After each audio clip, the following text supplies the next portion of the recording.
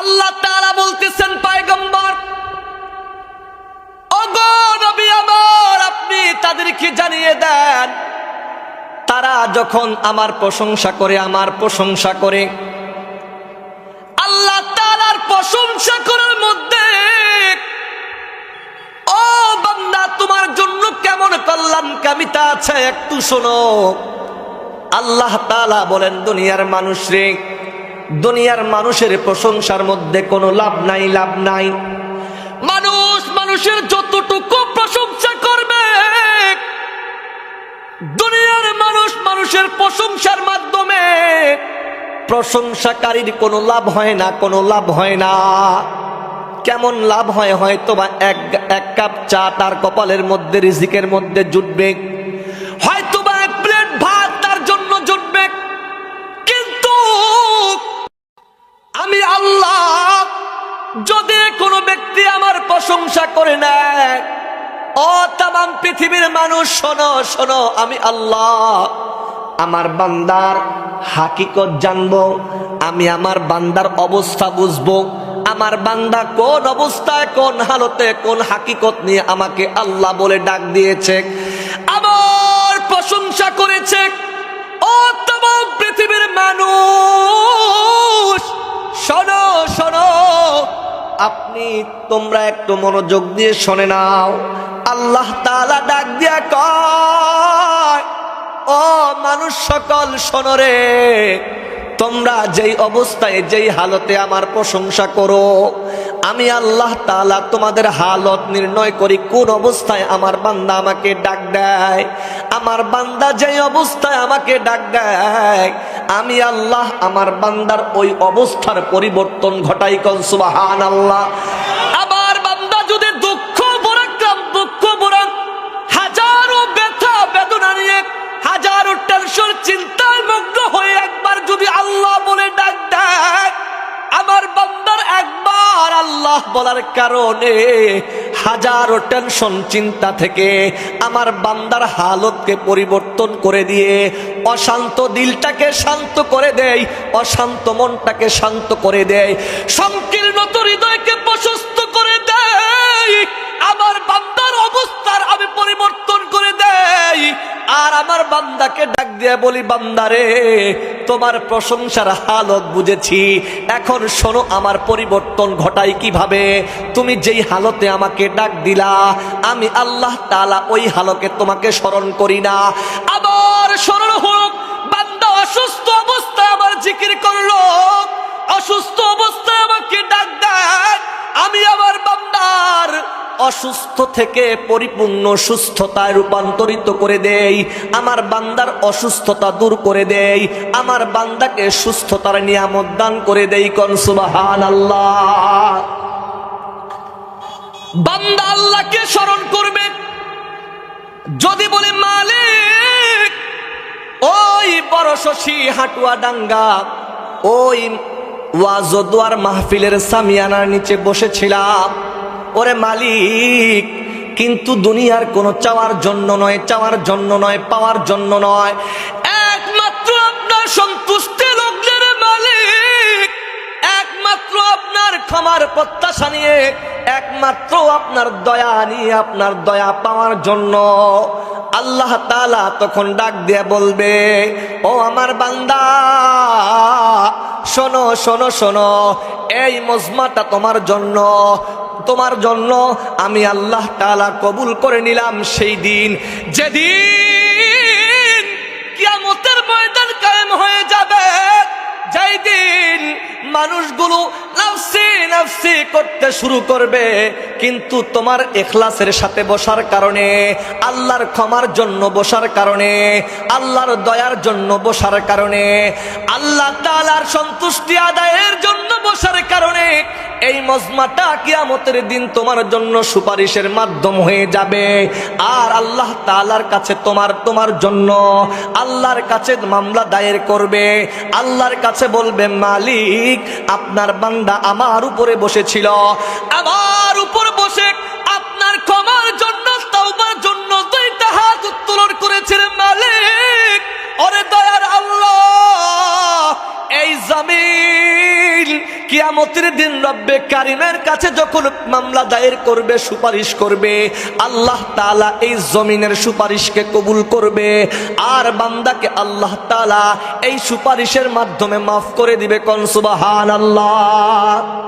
এই জন্য প্রিয় ভাইয়েরা, ও বড় শশীর ভাইয়েরা, ও যুবক ভাইয়েরা, পর্দার অন্তরালের মা বোনেরা, আমি আমার আলোচনার পূর্বে আপনাদের কাছে বলতে চাই, এই মজমাটা হয়তোবা আমার আপনার জন্য নাজাতের মাধ্যম হবে, হয়তোবা এই মজমা আপনার জন্য আমার জন্য তাওবার মাধ্যম হবে।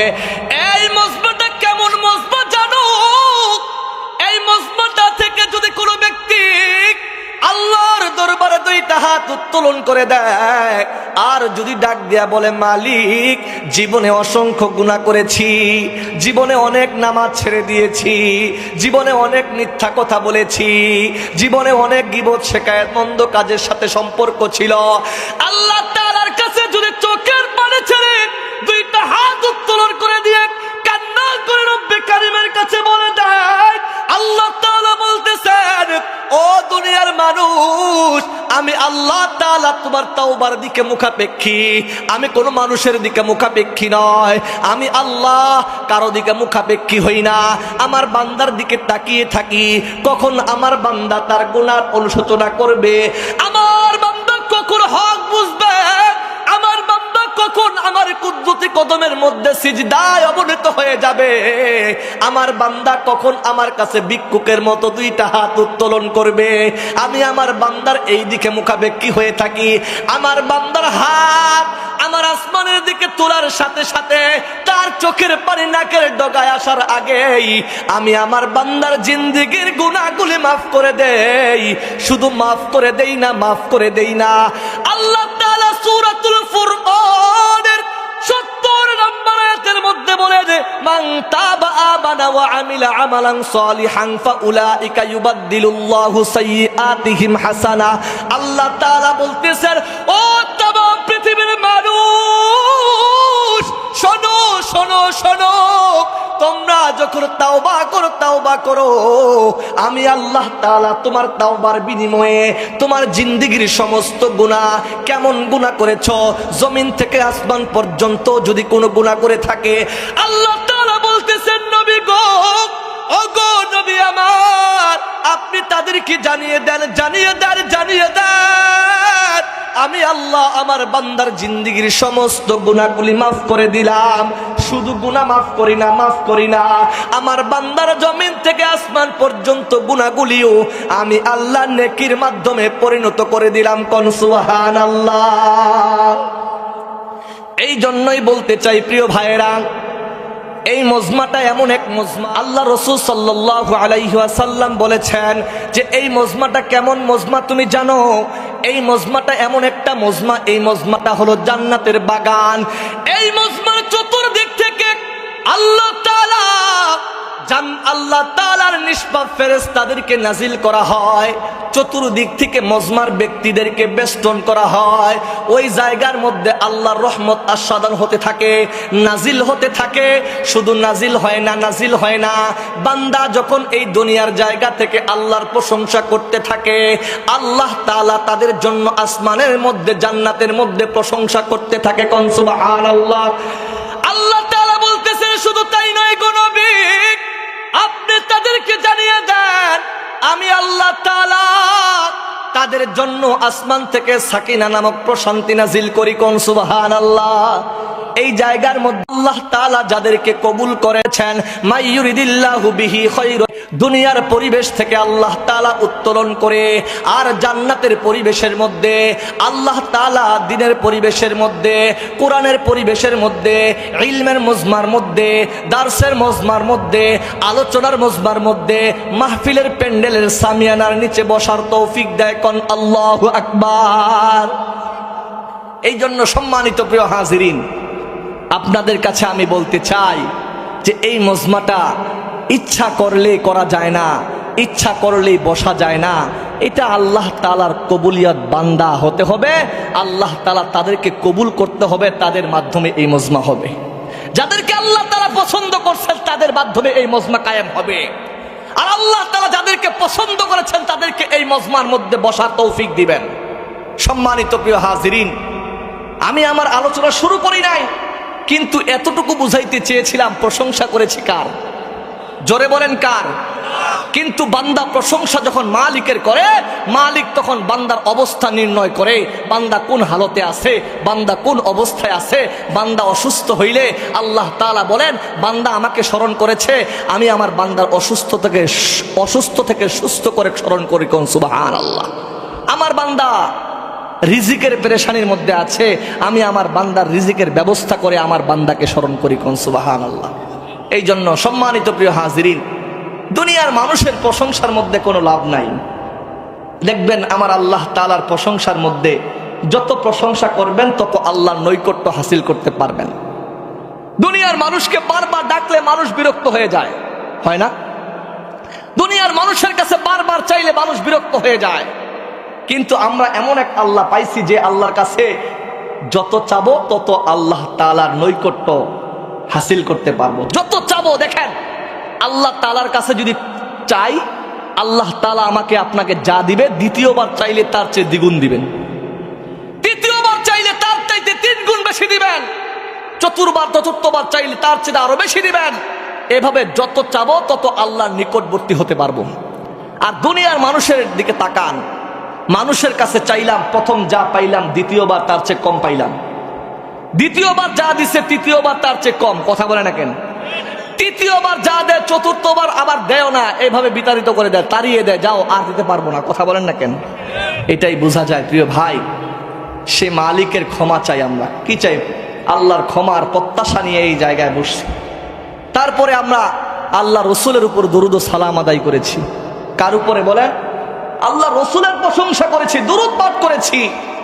আল্লাহ রসুলের দরুদ পাঠ সম্পর্কে হাদিস অনেক আসছে যে আল্লাহর হাবিব বলেছেন যে আল্লাহ তাআলা